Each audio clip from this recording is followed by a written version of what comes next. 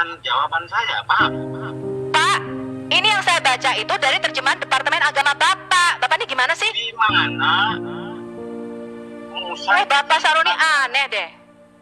Sebentar. Ini lo lihat. Ya, sebentar. Bapak diam dulu. Bapak diam dulu. Saya baca dulu. Ada malaikat gitu.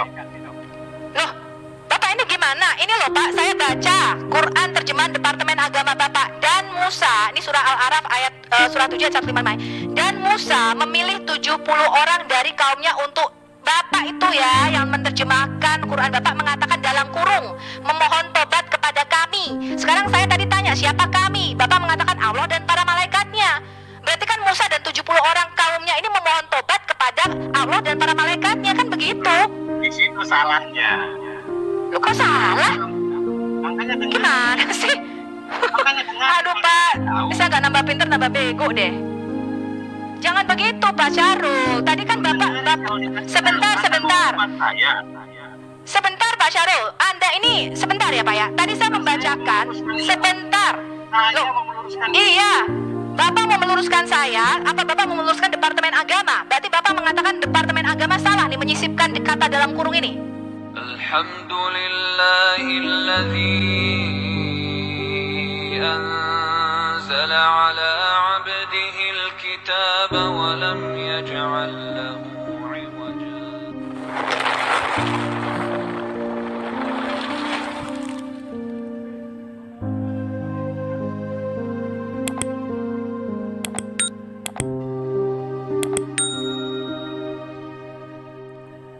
Bismillahirrahmanirrahim. Assalamualaikum warahmatullahi wabarakatuh. Alhamdulillah wa syukurillah wala haula wala quwata illa billahil aliyil azim. Sahabatku yang beriman, di video kali ini Madia kembali akan menampilkan beberapa hasil dari debat yang mana Madia di sini akan menunjukkan bahwa orang yang bernama Sofiatil ini ternyata dia cuma copy paste atau nyontek dari apologet yang di luar negeri, namanya Christian Prince dan David Wood. Kedua orang ini sebenarnya kena ajab Tuhan sudah, karena temannya Christian Prince itu meninggal yang sama-sama dia, yang sama-sama menghujat Islam.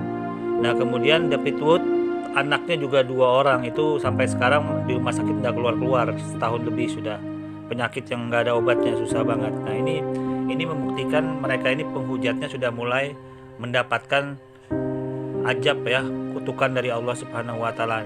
Itu terjadi pada mereka. Sudah Madia buat juga videonya itu. Oke, di sini kita tampilkan saja hasil dari saudara kita Sahrul dengan Sofiatul Al-Hayat ini berdiskusi ya. Nanti kita tanggapin sama-sama. Mari kita simak dulu. Oke, go. Nabawiyah Ibnu Hisham volume 1. Ini Anda bisa lihat penerbitnya adalah Al-Hidayah Publication, diterjemahkan oleh diterjemahkan oleh Dr. Muhammad Busi bin Usop dan Ustadz Muhammad Sabri bin Syahrir. Dan di dalam buku ini Pak, halaman 176 diceritakan mengenai kedatangan malaikat Jibril kepada Nabi Bapak di Gua Hira. Bapak bisa lihat screen saya. Saya bacakan. Kedatangan malaikat Jibril kepada Rasulullah Shallallahu Alaihi Wasallam di Gua Hira. Ibnu Ishaq berkata kepada Wahab bin Kaisan berkata kepadaku bahwa Ubaid berkata, nggak usah ya saya baca ya, saya langsung yang merah-merah nih yang saya sudah kasih kotak.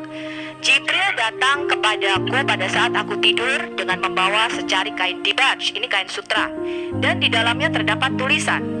Malaikat Jibril berkata, bacalah. Aku berkata, aku tidak bisa membaca.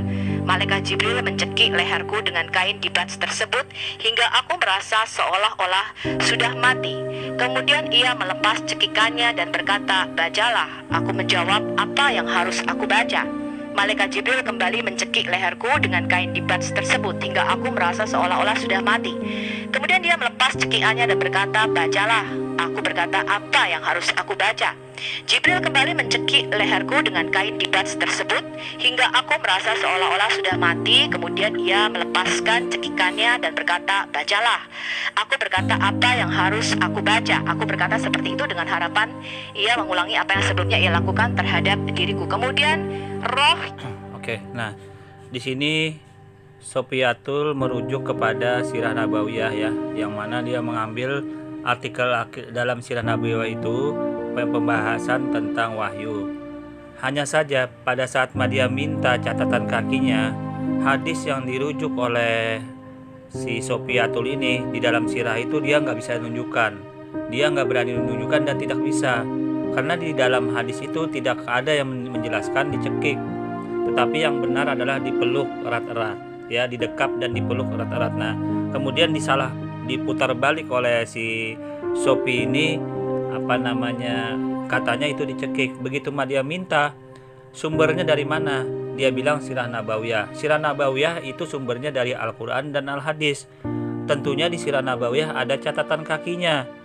Mengambil dari mana dasarnya hadis itu? Dia bilang itu derita lu, cari sendiri. Wah, ini kan berarti ini Sofiatul ini artinya mau menang sendiri, artinya melemparkan tuduhan yang tidak benar tapi tidak bisa membuktikan, ya. Dia sempatkan diskusi sama dia, tapi setelah Pak Sahrul ini kita lanjut kembali ya.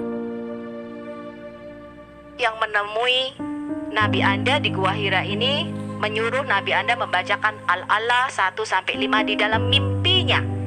Jadi Nabi Anda mendapatkan ini di dalam mimpi. Sekarang kita lihat, ini adalah kajian Sirah Nabawiyah Ibnu Hisham oleh Dr. Ajib Thohir, penerbit Marja cetakan pertama Oktober 2014. Nabi Muhammad dalam kajian ilmu sosial Humaniora volume 1 halaman 140.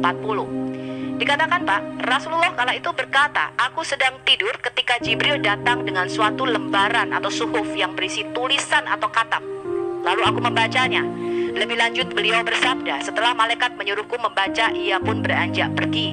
Kemudian tatkala aku bangun dari tidur, maksudnya katab-katab ya, kitabun atau tulisan-tulisan itu terpatri di dalam hatiku. Nah, bagaimana Bapak menjelaskan ini? Nanti saya sambung lagi. Udah.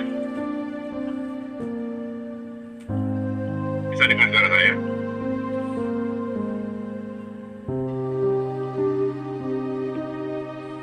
Iya, silakan Pak. Silakan. Baik, terima kasih. Baik. Jadi udah saya katakan dari awal, tidak ada Allah itu memberikan wahyu langsung berupa buku, tidak ada. Pak, yang namanya kitab itu bukan buku, Pak. Kitab itu dari kata apa, Bapak tahu nggak? Katab. Katab artinya apa? Lembaran. Salah. Saya kasih lagi ya, Bapak ya. Dan ini Bapak bisa baca di surat Al-Baniyah. Sebentar, saya share lagi. Nah, itu esensinya apa sih? Esensinya Bapak keliru kalau turun dalam bentuk wahyu, Pak. Dalam bentuk selembar kain yang ada tulisannya. Ini arti kitab, Pak. Kitab itu berasal dari kata kaf, tau, dan bet. Ini dalam bahasa Ugarit atau Akadia kuno. Ini bahasa Semitik kuno. Dalam bahasa Ibraninya kaf, tau, dan bet. Katab. Sebentar saya jelaskan. Ini aneh ini si Sofiatul berbicara tentang ajaran Islam tapi merujuk ke bahasa yang lain, kan aneh. Padahal kitab itu asalnya dalam bahasa Arab. Justru dalam bahasa Arab lah Bible dia tuh meminjam kitab itu, bahasa kitab itu. Malu sebenarnya dia ini. Seharusnya orang ini malu karena apa? Karena kitab sucinya meminjam bahasa Arab, ya, kataba, yaktibu, alkitabun. Nah, itu dalam bahasa Arab. Tetapi malah dilarikan ke bahasa lain. Kitab kalau memang dia dilarikan ke bahasa lain, mengapa Bible di Indonesia ini meminjam makna Alkitab? Itu dalam bahasa Arab yang disadur oleh Indonesia. Dalam bahasa Indonesia dimasukkan. Jadi dalam posisi ini kembali ngalur ngidul. Seharusnya kalau dia ego pada kitabnya sendiri, pakai dong bahasa Ibrani, Yunani, apa kira-kira yang mewakilin kata kitab gitu loh. Itu yang sebenarnya kalau dia mau beres. Tetapi ini coba lihat, dia ini melarikan posisi ya, kita dengar ya. Saya jelaskan. Arabiknya berasal dari kata kaftaba yang artinya tulisan sesuatu yang dapat dibaca. Ya, adapun kitab ini kumpulan wahyu daripada Allah Bapa yang diturunkan kepada semua rasulnya yang tertulis dalam lembaran-lembaran, kemudian dijadikan satu menjadi sebuah buku. Jadi Bapak mempunyai kepercayaan ada yang diturunkan dalam bentuk suhuf, ada yang diturunkan dalam bentuk buku. Ini arti kitab menurut Kamus Besar Bahasa Indonesia. Kitab itu bukan buku, Pak. Ya, kadang berarti buku, kadang berarti bacaan atau tulisan. Nah, sekarang kita lihat nih. Ini ada korpus Quran. Di dalam Quran Bapak itu ada sekitar 319 kali kata kitab katibu ya, dalam bentuk kata kerja pertama dan sebagainya, kata benda. Semua selalu berarti scripture, writings ataupun book. Bapak bisa lihat di situ. The book of book, the book, semuanya buku. Ya. Nah, sekarang kita lihat surat Al-Bayyinah 98 ayat 2 dan 3. Seorang rasul dari Allah dalam kurung Muhammad yang membacakan lembaran-lembaran atau suhufan yang disucikan dalam kurung Al-Quran. Jadi Nabi Bapak itu membacakan Al-Quran dalam bentuk lembaran-lembaran yang di dalamnya terdapat kutubun atau kitab-kitab yang lurus. Jadi kitab itu bukan buku, Pak. Kitab itu tulisan. Dan Nabi Bapak membaca tulisan-tulisan itu dalam bentuk lembaran.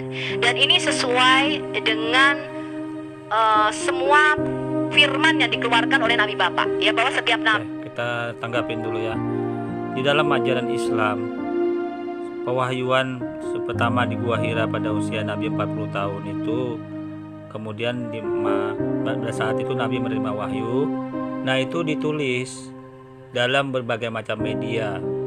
Ada yang ditulis dalam media pelepah daun kurma, ada bebatuan, ada daun-daun. Jadi sarana atau media yang ditulis oleh Nabi pada saat itu tidak kertas masih. Jadi dalam hal ini juga tuduhan dari Sofiatul yang mencoba untuk menggiring negatif posisinya, karena pada saat itu belum ada. Hanya saja pada saat itu Nabi Muhammad setelah itu menyuruh nulis dijahit di beberapa pelepah kurma, lembaran-lembaran daun. Nah, seperti itu penulisan ayat-ayat suci Al-Quran pada masa itu. Nah, ini kemudian setelah kertas itu masuk ke Jazirah Arab, nah baru kemudian dicoba dikanonisasi atau dibukukan, baik dari yang kemudian puncaknya pada zaman Khalifah Utsman bin Affan ya. Kita lanjut kembali ya. Mendapatkan kitab, artinya mendapatkan tulisan-tulisan. Kepada Musa diturunkan Taurat, kemudian kepada Daud diturunkan Zabur, kepada Musa diturunkan Injil, dan kepada Nabi Bapak diturunkan Quran. Nah, ini sekaligus saya mau meluruskan. Taurat, Isa, Injil ya, kebalik ya. Musa Taurat dong, Isa Injil, ya betul. Iya, jadi kitab itu bukan selalu bentuk buku ya Pak. Apapun medianya, selama itu berbentuk tulisan, itu adalah kitab ya. Ini Bapak bisa lihat di surat Al-Bayyinah bahwa Nabi Bapak itu membaca kitab, artinya membaca tulisan yang ada di dalam suhufan. Sepakat saja, baik itu firman, baik itu lembaran, baik itu kitab, sepakat saja. Apa yang saja? Ya, menurut Bapak surat Al-Bayyinah 98 ayat 2 dan 3 ini benar apa enggak? Benar. Berarti Nabi Bapak bisa membaca? Membaca setelah rampungnya Al-Quran. Ya, berarti setelah 23 tahun waktu mau menjelang matinya baru Nabi Bapak bisa membaca? Setelah rampungnya Al-Quran ya. Oke. Pewahyuan itu turun selama berapa lama Pak? Kitab ini selesai berapa lama?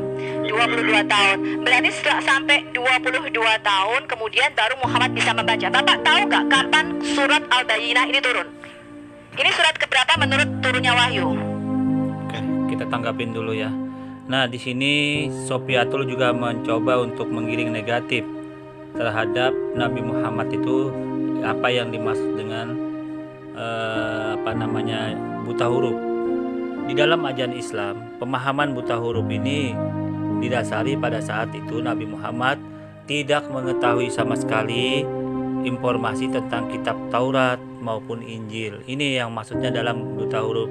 Karena Nabi Muhammad itu dalam posisi dibesarkan pada saat itu yatim piatu. Nabi Muhammad berjuang Nabi Muhammad mengembala, Nabi Muhammad berdagang. Jadi pada saat itu tidak ada pernah dapat pengajaran kitab Taurat maupun Injil.